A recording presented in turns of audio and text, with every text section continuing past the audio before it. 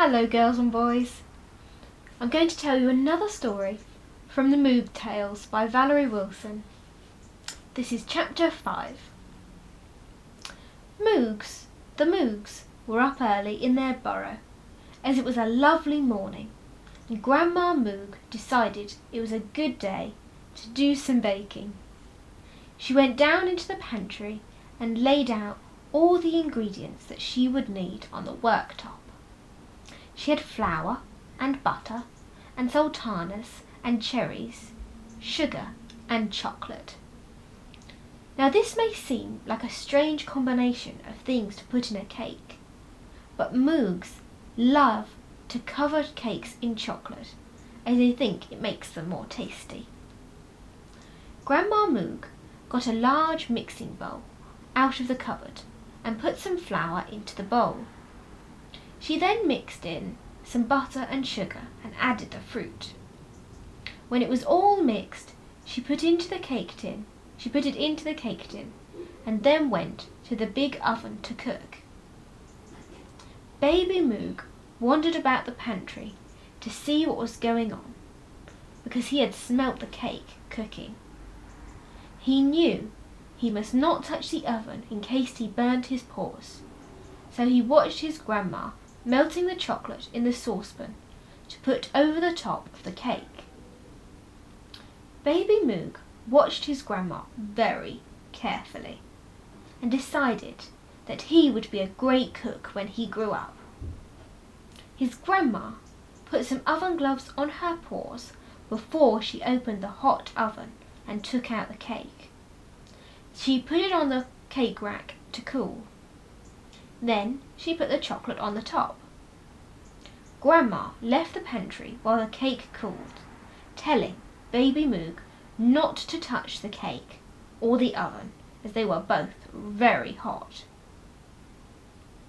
Baby Moog decided he would help to clean up the pantry, as this might mean he would get a bigger slice of the delicious smelling cake for being so good.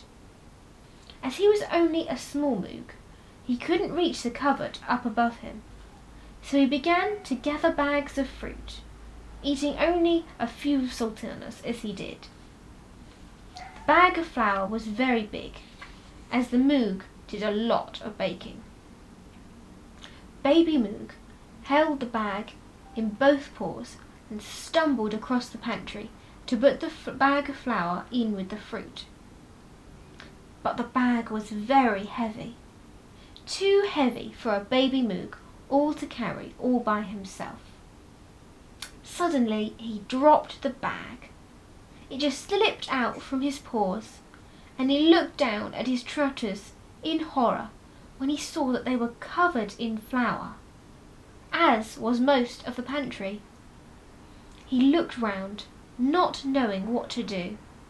The flour was white, his trotters were white, his paws were bright. It had looked like it had snowed. Baby Moog heard Grandma's trotter steps coming down the passageway towards the pantry. "You look like a little snow Moog." "I'm sorry, Grandma," he said. "I was trying to help you clean the pantry and hope I could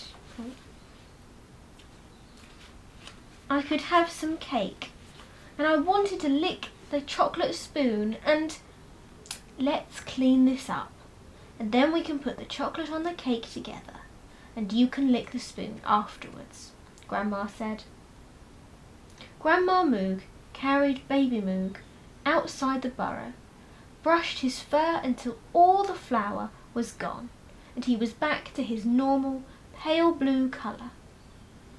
They took the broom and swept the pantry floor and wiped everything clean until there was no trace of the snowstorm. The cake was cool by this time and hadn't suffered too much from the flour shower. Grandma blew a few specks off of the top of the cake and began to cover it with generous layers of chocolate. Baby Moog helped, of course, by putting his paws into the bowl and licking the chocolate off. Grandma didn't mind, as baby Moog had only been trying to help, and he had looked so funny. When the cake was finished, Grandma put it in the fridge for the chocolate to harden. Then she handed baby Moog the large wooden spoon covered in chocolate. He held it between his paws and licked it like a big lollipop.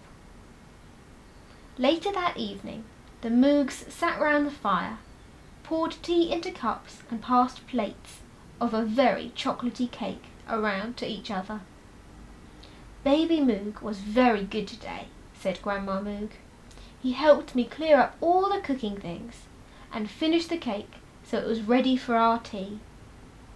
Baby Moog felt very proud and also very grateful that Grandma hadn't told them about his little accident with the flour. Hope you've enjoyed, and I'll see you again soon.